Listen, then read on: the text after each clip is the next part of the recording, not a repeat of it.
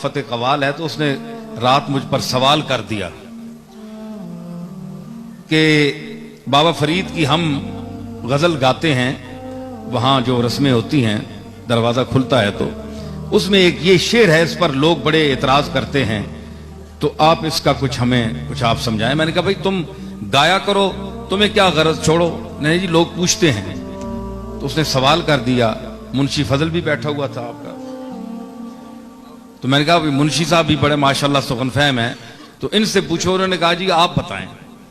اب یہ خاص لوگوں کی بات ہے جو عام لوگوں کے سامنے آ گئی اور انہوں نے چیخنا چلانا شروع کر دیا، اور ادھر اتنا بڑا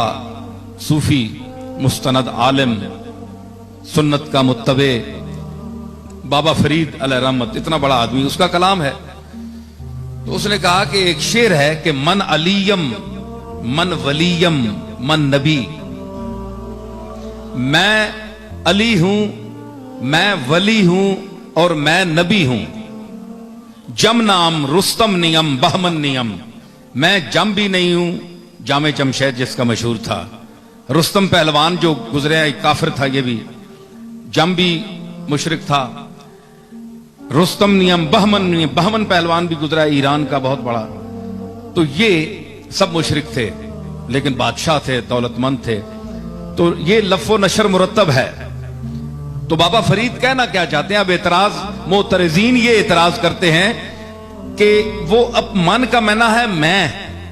تو گویا بابا فرید صاحب یہ کہنا چاہتے ہیں کہ میں علی ہوں، میں ولی ہوں، میں نبی ہوں، حالانکہ نبی تو وہ نہیں ہے، علی بھی وہ نہیں ہے، چلو ولی ہو سکتے ہیں تو، لیکن ولی کے لیے بھی دوسرے لوگ کہتے ہیں، خود انسان اپنے آپ کو ولی نہیں کہتا۔ تو یہ آج کا باشعور آدمی بھی ایسی بات نہیں کرتا، بابا صاحب نے یہ بات کیوں کہی؟ تو میں نے اس کا جواب پیش کیا، جھوم گئے وہ بڑے لوگ۔ میں نے عرض کی بات یہ ہے کہ جو معترض ہے اس کو سمجھ نہیں آئی کہ فرید الدین کہاں سے بول رہا ہے۔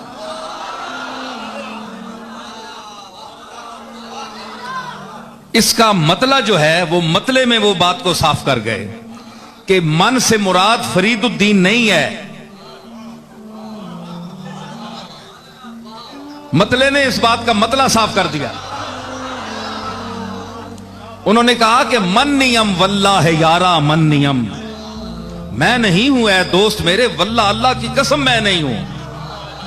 سر سرم جان جانم تن نیم تن نیم،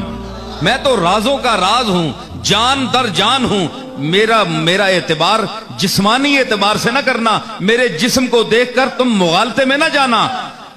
میرے جسم کو دیکھ کر کہ یہ فرید الدین بیٹھا ہوا ہے، یہ جسم تو فرید الدین کا ہے، اس پر نام فرید الدین کے لفظ کا اطلاق ہو رہا ہے لیکن اندر کچھ اور ہے۔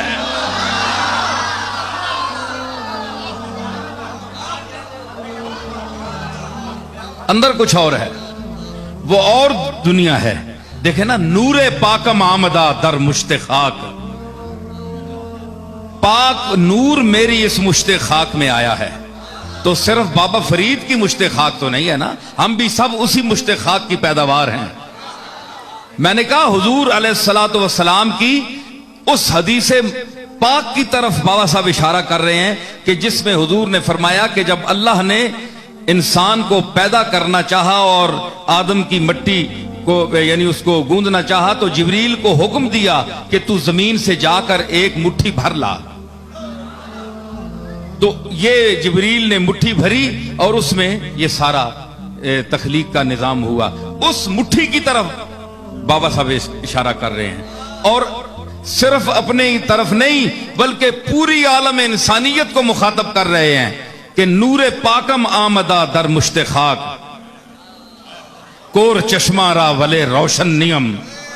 مجھ میں تو اللہ کا نور آیا ہوا ہے لیکن اندھوں کو یہ بات پتہ نہیں، جن کی آنکھیں ہیں وہ اس نور کو دیکھتی ہیں۔